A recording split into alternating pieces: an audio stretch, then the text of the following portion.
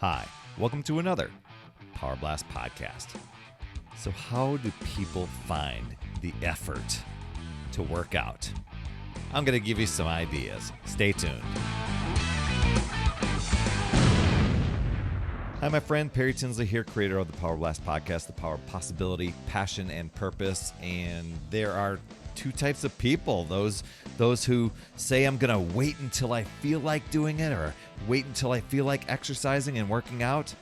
And those who say I have to do it so I'll feel like working out.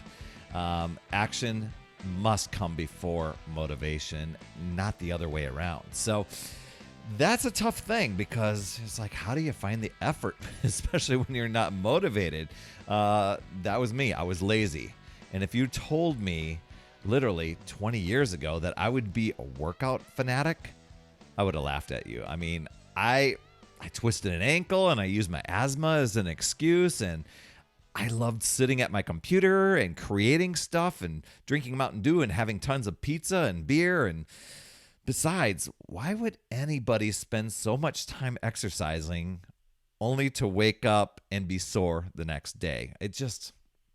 I don't know. It just seemed like too much work, too much effort, and I was that guy.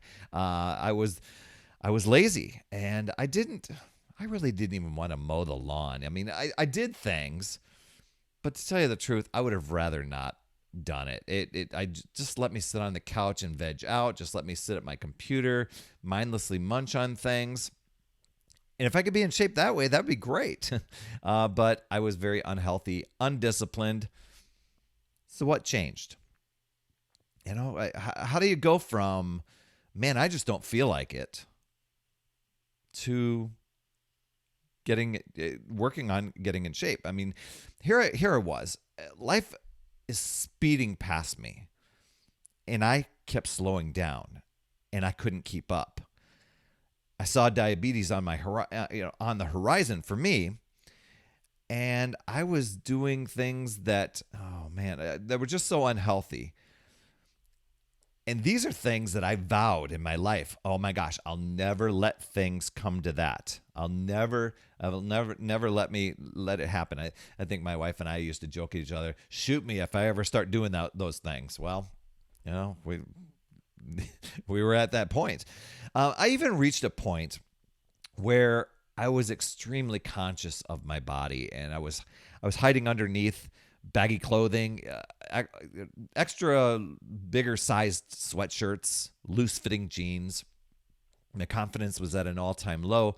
And while I wanted to go to the gym and use awesome equipment, going to the gym and working out in front of everyone else, that was just so intimidating. So I'm thinking, what if people start judging me? What if people are laughing at me? What if I'm too weak to do any of these things? I know I'm going to be humbled, and that's what the gym should be for, right? Everybody should embrace whoever's there and say, "Oh my gosh, that's cool that you want to take this seriously." But you kind of have that judgment vibe. I think I hope that things have changed over the years that way, but I know it happens. So seriously, I just got a resistance band, which I thought was kind of a little goofy looking gadget, almost like a rubber band sort of thing. I got a fitness program that I could follow because I was a person that if I got dumbbells or I got things, I even had one of those, kind of a generic version of the Bowflex, but I would guess my way around what to do. Yes, there was a little pamphlet that showed you how to do the moves, maybe gave you some suggested reps, but it just seemed like guesswork. So I wanted to take myself to a place where I had to take the guesswork out of it. Just tell me what to do. I'll do it. Let's see what happens. And that, in my mind, would be the best use of my time, so that when I did take the time to exercise, it wasn't a waste of time that was effectively used, and I wasn't like dragging it out for 2 hours trying to guess my way around it.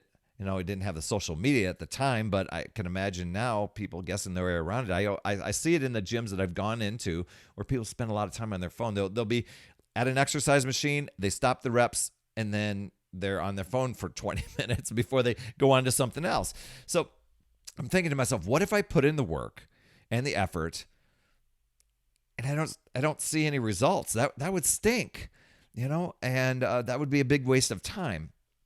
So I definitely wanted to, there was no guarantee that I was going to succeed.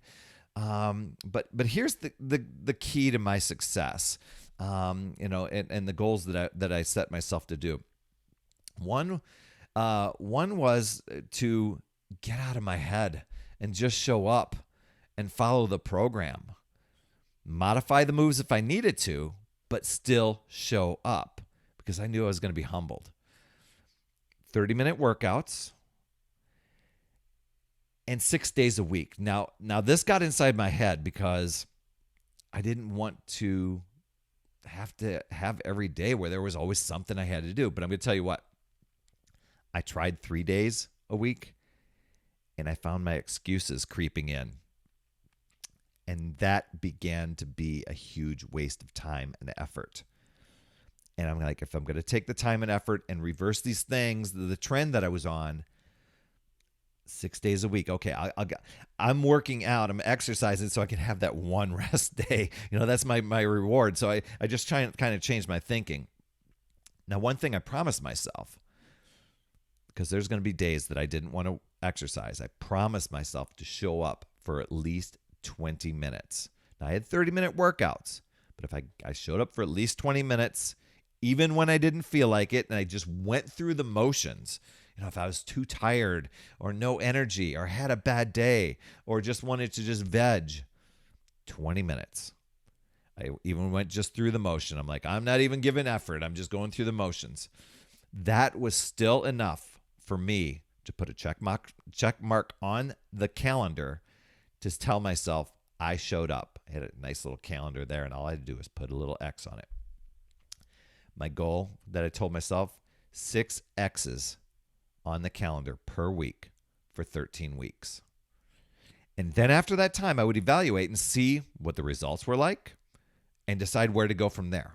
But I didn't worry about, am I going to go back to bad habits? Am I going to take things to another level? Am I just going to maintain?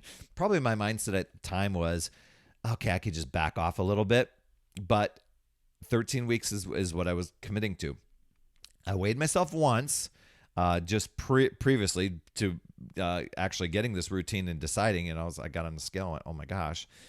Weighed once, and then I stayed off the scale until the end. Now, I know some people subscribe to, weighing in daily, just so because it's a number. I've changed my mindset on that, but at the time, stayed off the scale.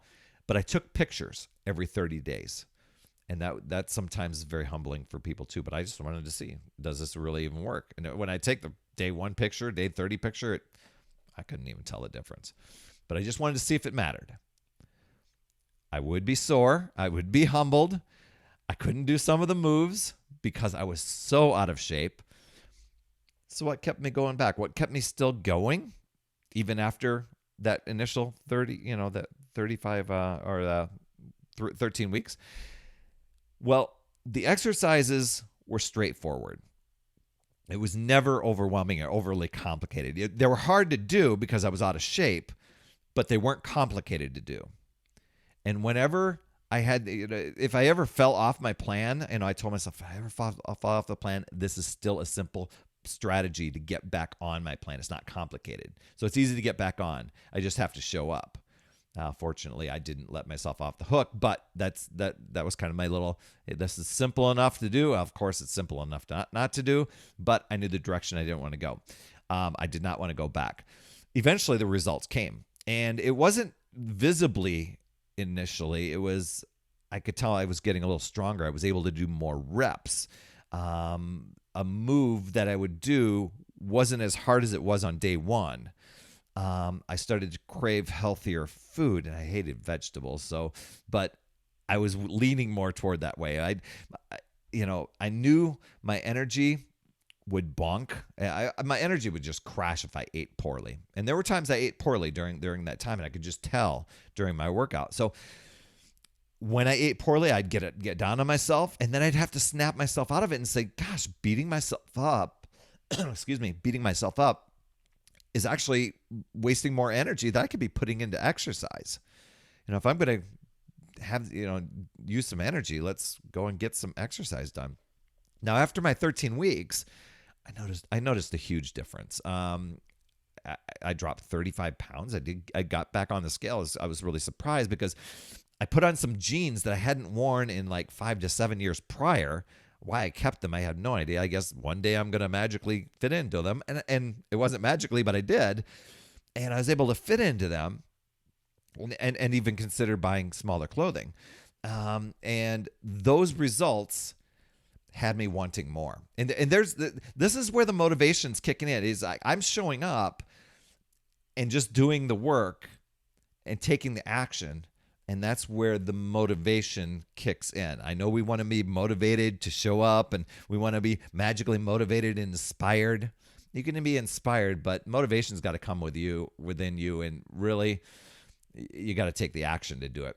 So over the next few years, I ramped it up. Initially I thought maybe I could back off a little bit, and it ended up starting to work in my reverse direction. All of a sudden, the clothing became a little tighter. The energy started to fade a little bit, and I'm like, this is a lifetime thing, but that's what I wanted. I wanted to have a healthy life, so healthy habits. So over the next years, I just ramped it up. I still work out from home because for me, I get a lot of people love going to the gym. They like being around other people. They like the accessibility to a lot of wide range equipment and classes and things like that. Way cool. I love going to a gym that was in the apartment that we lived in. But for the best use of my time and the best results that I have gotten, just because I can set aside the excuses, is I just worked out from home.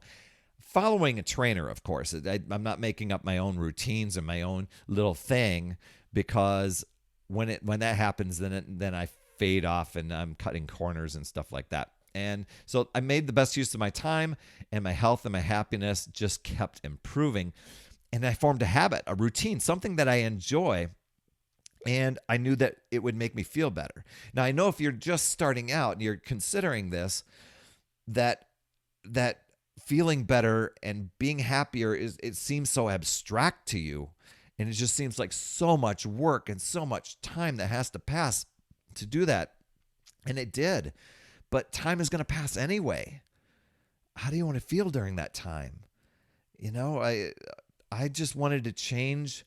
In time, I didn't initially know that I would change as much as I did, but I changed from the person of waiting to feel like doing it to becoming the person who did it, and now who wants to keep going and doing that. So, just consider this: that the people who've been working out for years straight don't really put in the effort to getting their workout in and getting to the gym. They've made it a habit, and there's a lot of studies out there that can show you can do this too.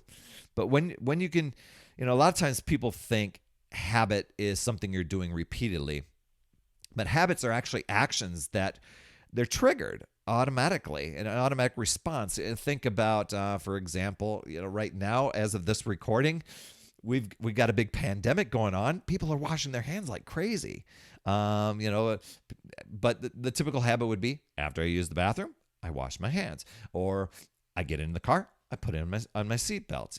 Those sort of things. You've got the action of putting on the seatbelt after the clue of getting it, your cue of getting in the car. You wash your hands, which is your action, after the cue of finishing with the bathroom break, right? So going to an area to work out every day at a specific time, that's what your action is, what you're wanting to do. So what's the cue that you can do? So here's a couple ones that I know what ones work for me. I've woken up, I've done some mindset things, I've do my meditation, then I do a little. Naturally that triggers to doing a scoop of my pre-workout formula and going and hitting my workout. It's just that little cue. Meditation's done, mindset's done. Energize is the name of the pre-workout stuff. Hit my workout. But here's some other ones that may do it for you. Go immediately after you wake up. Do it immediately after you have breakfast. Do it immediately after you have lunch. Do it immediately after you have dinner. Do it immediately after you have work. Do it immediately after your last class in school, immediately after you've pumped yourself up with a motivation video, something like that. Find a cue that you can do that will trigger the action to go and do that and get it done. There'll be days where you don't feel like it, right? That will just happen. But if you can set these little triggers, just like you're prep to go to sleep, you're brushing your teeth, you got a little routine there. You're setting some things in motion that can trigger the action of getting in your workout. That's what it was for me. My action was I drove home. It was an hour commute. I drove home. I let the dogs out. I went while they're outside. I got into my gym clothes, let the dogs in, get them fed, head to my workout, get my workout done. Those were the cues I put in place, and that was a routine that just, boom, it just happened. Saturday was a little bit different because I was home already, so I had to be a little bit more disciplined in my routine that way. But the rest of it during the work week, that's what it was. So I hope that's helpful for you, and if you'd like some more amazing ways to create habits and a routine with some consistency to put yourself first, definitely grab my free Success Habits Master List. It's packed with routines, rituals, tips, and strategies to move you from feeling chaotic and overwhelmed, and not getting in your workouts, to feeling grateful and happy and healthy and focused and fulfilled. Absolutely free. You can download that at morningsuccesshabits.com. Again, that's morningsuccesshabits.com. I'll put it in the show notes here. That's all I have for this week. Thanks so much for tuning in. I really, really appreciate you so much. And please share, subscribe, and leave an honest rating and review in your podcast app. It just helps other people discover this show so they can learn and benefit as well. I think the universe is going to kick you back some awesome vibes just for doing so. Thank you so much. You absolutely rock, my friend. And as always, remember, it's never too late. We'll see you next week.